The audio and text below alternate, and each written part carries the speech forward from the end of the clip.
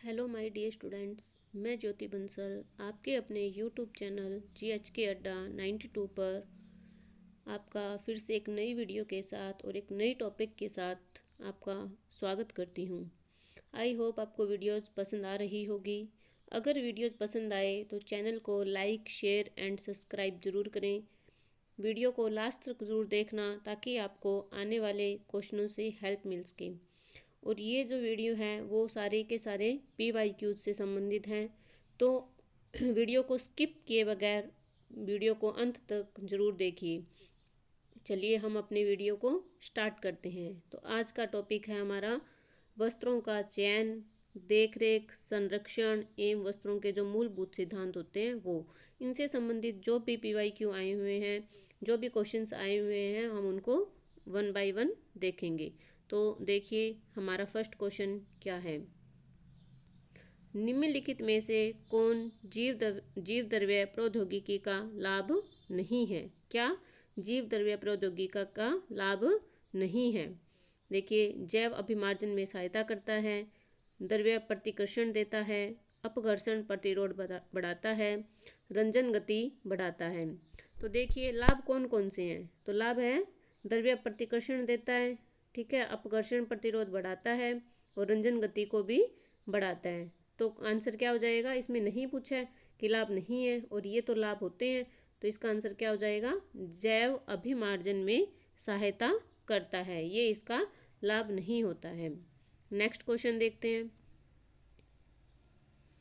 एक स्थान से दूसरे स्थान पर प्राशक का स्थानांतरण परिवर्तित करता है, ठीक है, एक स्थान से दूसरे स्थान पर स्थानांतरण हो तो परिधान का फिट होना, प्राशक नियंत्रण की मात्रा, नमूने का आकार, परिधान का अभिकल्प।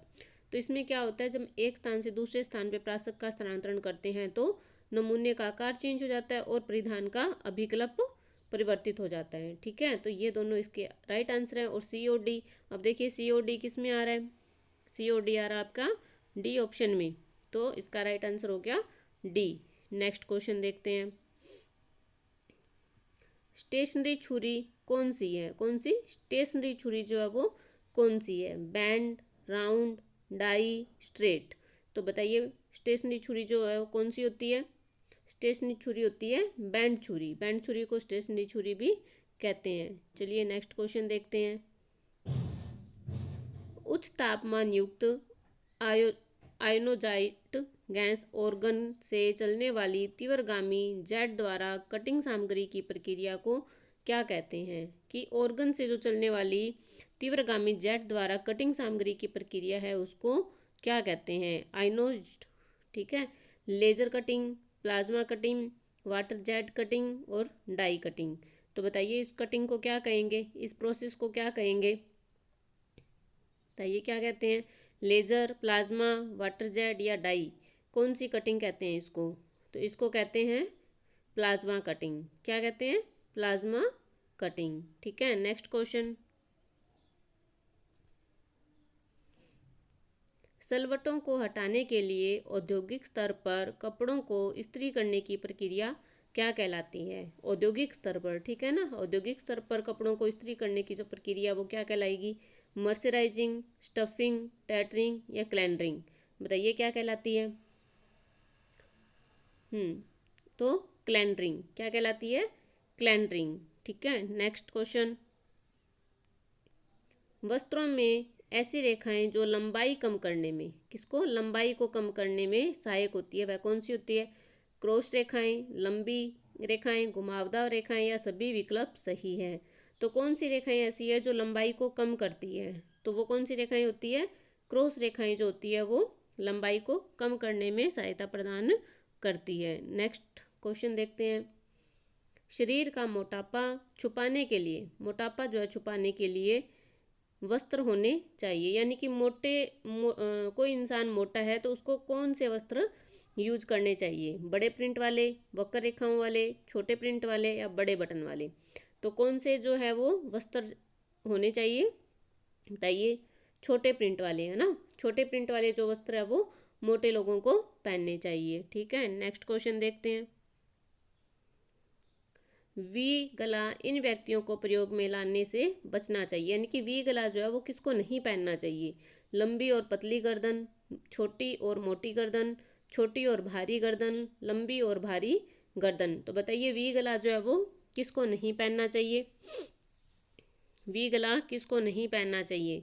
तो वी गला जो है वो लंबी और पतली गर्दन वाले व्यक्ति को नहीं पहनना चाहिए। क्यों नहीं पहनना चाहिए? क्योंकि उससे उसकी जो गर्दन है वो और ज़्यादा पतली दिखेगी और ज़्यादा लंबी दिखेगी। ठीक है, नेक्स्ट क्वेश्चन देखते हैं। अभिकथन और कारण वाला है। ठीक है, समान पैटर्न बुने हुए और महिला रेखाओं के लिए प्रयुक्त हो सकता है। समान पैटर्न, ठीक है ना, समान पैटर्न। फिर है बुने हुए और महिला रेशों के समान गुण होते हैं। ठीक है, तो ये बताइए अभिकथन और कारण। ए सत्य है परंतु आर असत्य है। ए असत्य है परंतु आर सत्य है। ए और आर दोनों सत्य है। ए और आर दोनों असत्य हैं। तो बताइए इसमें क्या होगा? बताइए इसमें क्या होगा?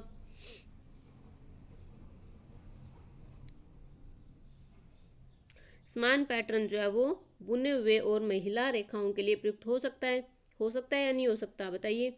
बिल्कुल हो सकता है, लेकिन बुने हुए और महिला रेशों के गुण जो है वो समान नहीं होते हैं। ठीक है ना, तो इसमें क्या हो जाएगा? ए सत्य है परंतु आर असत्य है। ठीक है, नेक्स्ट क्वेश्चन देखते हैं।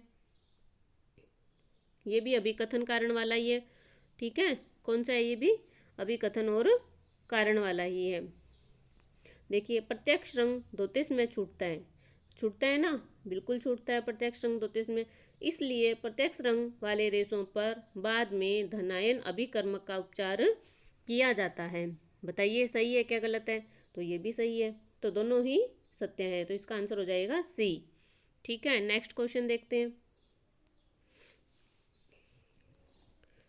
एक मोटी महिला के कपड़े में होना चाहिए। कैसी महिला? देखिए, मोटी महिला। ठीक है ना, बड़े प्रिंट और गोलाकार डिजाइन, बड़ी पट्टी और बड़े चेक, छोटे प्रिंट और अनुप्रस्थ लाइनें, क्षैतिज और टूटी लाइनें। ये क्वेश्चन अपने ने पीछे भी देखा था। कैसे प्रिंट होने चाहिए? छोटे प्रिंट होने चाहिए ना, तो इसी एक में ही आ रहा है ये छोटे प्रिंट, तो ये आंसर सही हो जाएगा। नेक्स्ट क्वेश्चन देखते हैं। देखिए, AATCC का तात्पर्य है किसका? AATCC।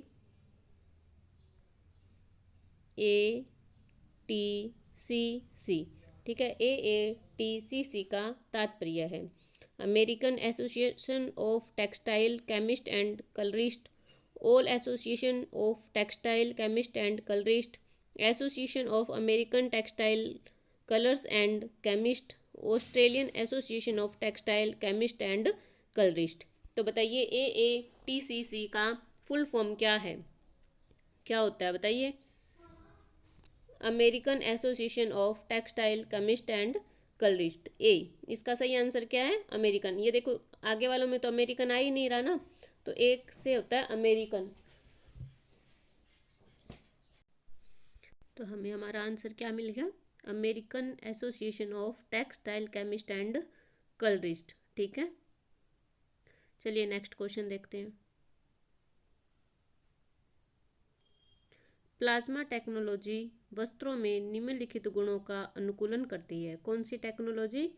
Plasma technology. ठीक है, प्रवाह में वृद्धि, हाइड्रोफोबिक, यूवी संरक्षण, लो से बचाई। अब देखिए प्लाज्मा टेक्नोलॉजी जो है उसके गुण क्या क्या होते हैं बताइए?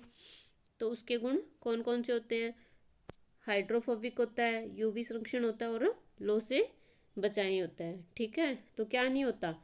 प्रवाह में वृद्धि नहीं होती, यानी कि जिसमें ए है वो कट हो जाएगा। ए वाला कट, ए वाला कट, ए वाला कट। तो हमें आंसर क्या मिल गया? बी। इनकी बी, सी और डी। हाइड्रोफोबिक, यूवी संरक्षण, लो से बचाई। ठीक है, नेक्स्ट क्वेश्चन देखते हैं। निम्नलिखित में से कपड़ों का सिद्धांत कौन सा है? किसका सिद्धांत पूछा है? कपड़ों का सिद्धांत। व्यक्तिगतता, अनुरूपणीयता, गोदना या शालीनता।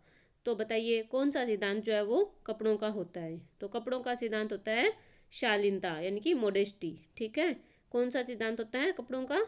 मोडेस्टी, यानी कि शालीनता। अब शालीनता के अलावा और कौन कौन से सिद्धांत होते हैं कपड़ों के? तो एक होता है सुरक्षा का सिद्धांत। नंबर 2 पे आता है, कौन सा आता है बताइए? इमोडेसिटी, यानी कि ये मोडेसिटी हो गया, एक इमोडेसिटी हो गया, एक होता है अलंकरण का सिद्धांत। ठीक है, 4 सिद्धांत होते हैं कपड़ों के। तो हमें क्या आंसर मिला? मोडेस्टी यानी कि शालीनता। नेक्स्ट क्वेश्चन देखते हैं। आप अपने लिए कोट खरीदते हुए महसूस करते हैं कि इसके काज अस्थिर हैं। क्या? इसके काज जो है वो अस्थिर हैं और टांकों के बीच में से कटे हुए किनारे बाहर निकल रहे हैं। ठीक है, तो इससे संभावित कारण क्या हो सकते हैं? इसके जो संभावित कारण है वो क्या हो सकते हैं कि काज में से जो किनारे हैं वो बाहर निकल रहे हैं। ठीक है, देखते हैं। बनाने के बाद काज को काटना, काज बनाने के लिए लोक टांके का प्रयोग करना, गिम्प की अनुपस्थिति, गलत सिलाई, बाइट। अब ये देखिए, काज बनाने के लिए लोक टांके का प्रयोग, अगर इस टांके का प्रयोग होता तो कभी भी किनारे जो वो बाहर नहीं निकलते, यानी कि 2 वाला सही है ना।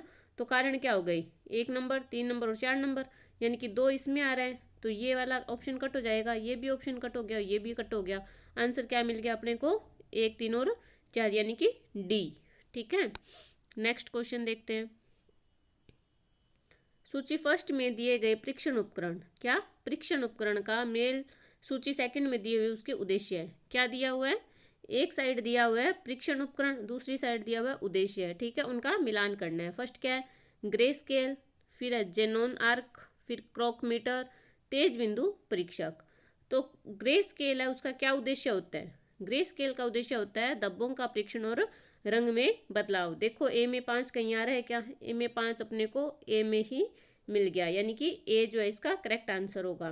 नेक्स्ट देखते हैं जेनोन आर्क। जेनोन आर्क जो है वो क्या होता है? रोशनी की स्थिरता, इसका उद्देश्य होता है। कारक मीटर का उद्देश्य क्या होता है? रगड़ में स्थिरता लाना। ठीक है, तेज बिंदु परीक्षक कपड़ों में सुरक्षा लेके आता है। ठीक है, तो हमें आंसर क्या मिल गया? ए। नेक्स्ट क्वेश्चन देखते हैं। एक वस्त्र का सबसे प्रबल सादृश्य तत्व और दूर से दिखने वाली पहली चीज कौन सी है? यानी कि कोई भी वस्त्र हम देख रहे हैं दूर से, तो सबसे पहले हम उस वस्त्र का क्या देखेंगे? उसका ढांचा देखेंगे ना, रूपरेखा देखेंगे उसकी। ठीक है ना, तो रूपरेखा ये इसका सही आंसर हो जाएगा। ठीक है, नेक्स्ट क्वेश्चन देखते हैं। कंधे के जोड़ में ग्रेन लाइन का निशान लगाया जाता है। कंधे का जोड़ होता है, उसमें ग्रेन लाइन का निशान लगाया जाता है अगर यानी कि भाग के समानांतर, मध्य पीठ के समानांतर, मध्य अगर भाग के अभिलंब, अभिलंब मतलब खड़ा हुआ, मध्य पीठ के अभिलंब। ठीक है, तो हम क्या करते हैं बताइए, कहाँ लगाते हैं? मध्य पीठ के अभिलंब पे हम इसका निशान जो है वो लगाते हैं। नेक्स्ट क्वेश्चन देखते हैं। निम्नलिखित के प्रयोग से सिलवट प्रतिरोधी कपड़े पर्यावरण सहयोगी और मूल्य प्रभावी जो है वो बनाए जाते हैं। निम्नलिखित के प्रयोग से सिलवट प्रतिरोधी कपड़े जो है वो पर्यावरण के सहयोगी और मूल्य प्रभावी जो है बनाए जाते हैं। फॉर्मेल्डिहाइड, सिट्रिक एसिड, जाइलिटोल या सिट्रिक एसिड और जाइलिटोल को क्रॉस लिंक करके। तो बताइए किससे बनाते हैं? तो इसको बनाते हैं अपने सिट्रिक एसिड और जाइलिटोल जो होता है उसको क्रॉस लिंक करके जो है वो प्रतिरोधी कपड़े को क्या करते हैं? पर्यावरण सहयोगी और मूल्य प्रभावी जो है वो बनाया जाता है। ठीक है, नेक्स्ट क्वेश्चन देखते हैं। रंगीन कपड़ों का अधिकतम रंग फीका करने वाली किरणें कौन सी है? यानी कि जो रंगीन कपड़े होते हैं उनको फीका करने वाली जो किरणें हैं वो कौन सी होती है? एक्सरे, अल्ट्रा वायलेट किरणें, इंफ्रारेड रेज किरणें या लाल और दृष्टिगत प्रकाश। तो बताइए कौन सी किरणें होती है जो कि कपड़ों को, जो रंगीन कपड़े होते हैं उनका रंग जो है वो फीका कर देती है? बताइए कौन सी होती है? तो ये होती है बी, अल्ट्रा वायलेट रेज। जो सूर्य की किरणें होती है उनमें भी पाई जाती है ना, वो जो किरणें होती है वो रंगीन जो कपड़े होते हैं उनका रंग फीका करती हैं। इसलिए ही लगभग कहा जाता है कि रंगीन कपड़ों को छाया में सुखाओ या फिर फीकी जो धूप होती है उसमें सुखाओ, ताकि उसका कलर जो है वो फीका ना पड़े। ठीक है, नेक्स्ट क्वेश्चन देखते हैं। चलो, आज के लिए इतना ही। ठीक है, आज के लिए इतना ही। हम इस टॉपिक के नेक्स्ट जो क्वेश्चन है वो नेक्स्ट वीडियो में करेंगे। आशा करती हूँ कि आपको वीडियो पसंद आ रही होगी। और ये जो क्वेश्चन है ये सारे के सारे किसी न किसी एग्ज़ाम में आए हुए हैं, तो हमें उन एग्ज़ाम्स का लेवल पता चल रहा है और हमें इन क्वेश्चनों को करके अपनी तैयारी का भी लेवल पता चल रहा है।